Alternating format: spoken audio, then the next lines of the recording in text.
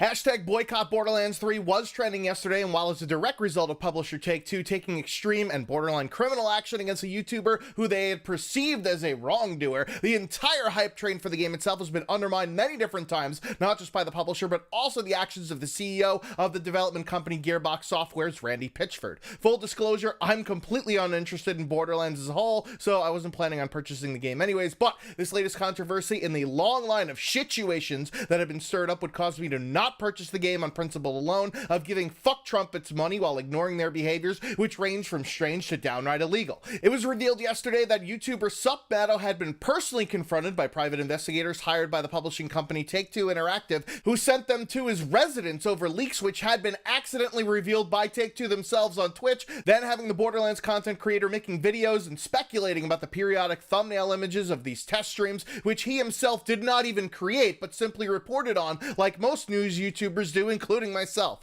which should fall under fair use because he's making transformative use of a copyrighted piece of material by making speculation videos and other commentary on it. When Gearbox themselves normally puts Easter eggs for fans to find in marketing ploys like they've done for decoding secret messages in the past, Take-Two shouldn't then turn around and punish people actively trying to do so. The next day, after sitting down with these private investigators, his YouTube channel was subject to 7 DMCA copyright strikes, of which only one currently stands, but is not only against the YouTube terms of service for filing false DMCA copyright strikes, but it's also illegal to knowingly do such. However, YouTube has been shite on copyright claims, with always favoring the claimant and not the accused, so it isn't surprising that there aren't more repercussions for people that do file false claims. Additionally, his community Discord server has been shut down for being involved in selling, promoting, or distributing cheats, hacks, or cracked accounts, which I can't be certain didn't happen in the chat because I don't have the transcripts, but based on the false copyright claims on YouTube, I suspect that Take-Two was also abusing a reporting tool for the purpose of silencing and threatening a content creator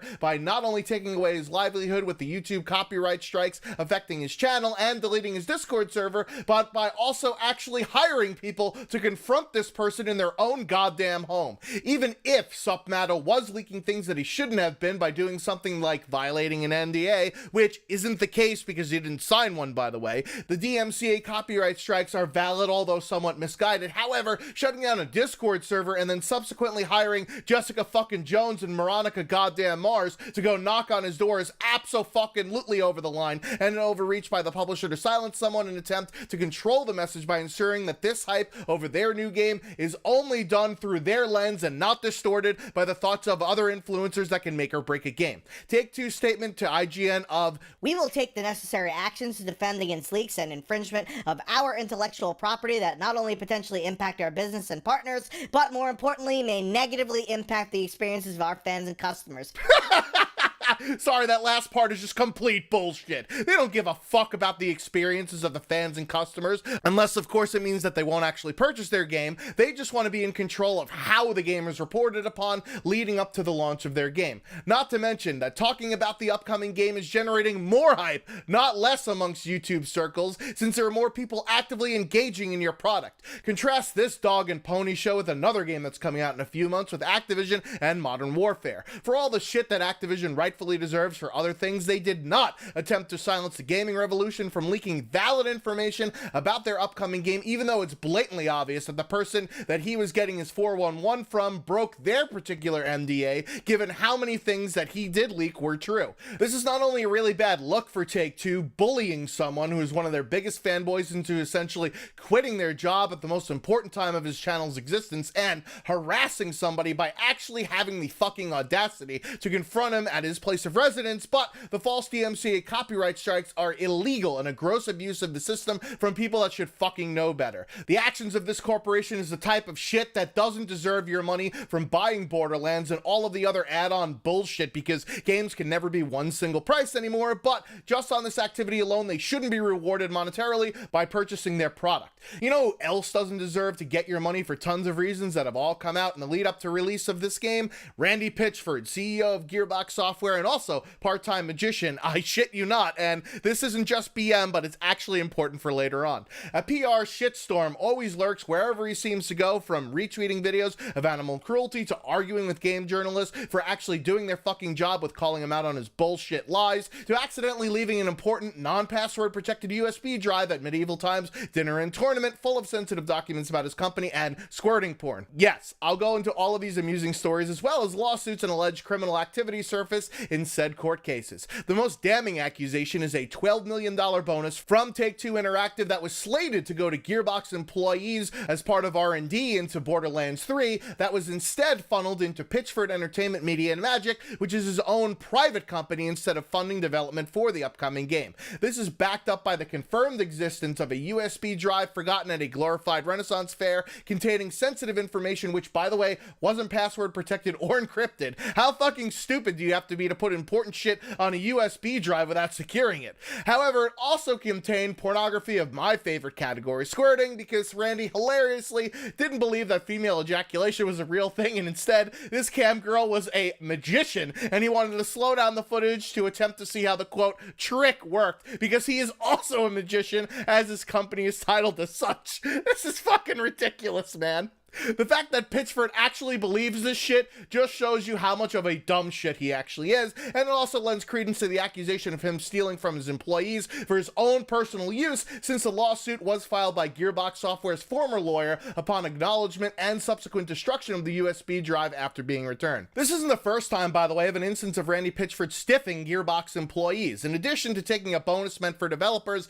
another Gearbox employee, David Ennings, who voiced Claptrap in previous iterations of the franchise, is not going to be in Borderlands 3 after refusing the job due to being owed royalty payments from the CEO, also lending validity to the bonus stealing. Seriously, fuck anybody that screws over the people actually making their game by not paying them their fair share, which sadly is par for the course in this erroneous developers are disposable mentality from executives and publishing companies. Speaking of money, the game was applauded when Pitchford announced at the reveal about microtransactions that, well, just listen for yourself. We're not doing any of that free-to-play junk. There's not going to be any microtransactions. There's not going to be any of that nonsense.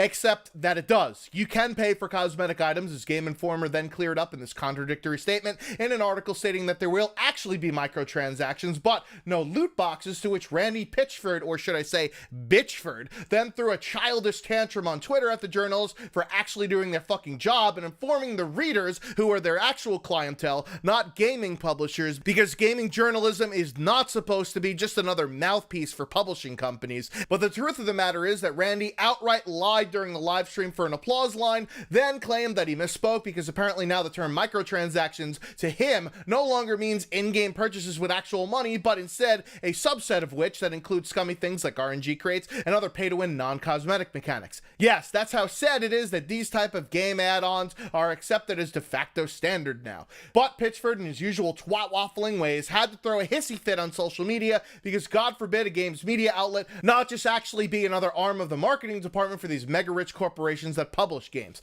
This isn't the only time that he's lied about the functionality of his upcoming game, as the Celebration of Togetherness reveal, in spite of having a name that basically sounds like crossplay universal support, is actually a bait and switch that only a magician like himself would come up with, and instead crossplay will not be supported at launch, but instead is in the plans after the game is out, even after previously calling a feature a prerequisite for the game and having the Windows Store listing indicating cross-platform co-op between Xbox One and PC. The cross-platform support was in several tweets from Randy citing Epic Games' leadership in the functionality, which brings me to the next controversy of the game, being that it's a 6-month exclusive on the PC platform to the Epic Games Store. I personally don't give a shit on which stupid fucking launcher I use to play a game, considering that I don't really use the other functionality other than game invites. However, it's obvious that the sole reason for this deal is money, with developers getting more of a cut of it than if they sold it on Valve's Steam service, in spite of the Epic Games Store being mired in its share of situations, like data breaches and having secret background processes running.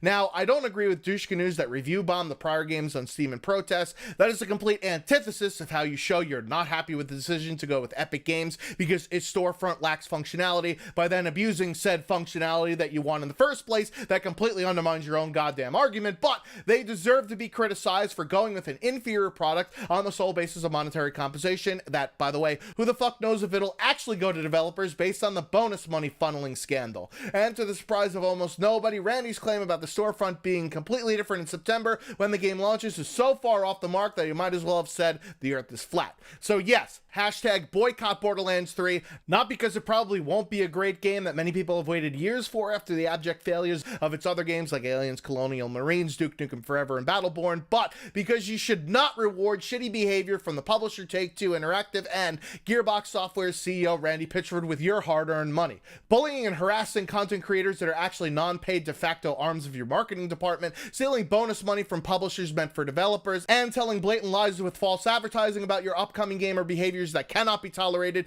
and shouldn't be implicitly okayed by supporting these companies with your purchase money. Vote with your wallet, peeps. That's the only thing that these corporations give a shit about. The bottom line. Anyways, I've been TheSchwanz27, making like a dick and beating it. Until next time.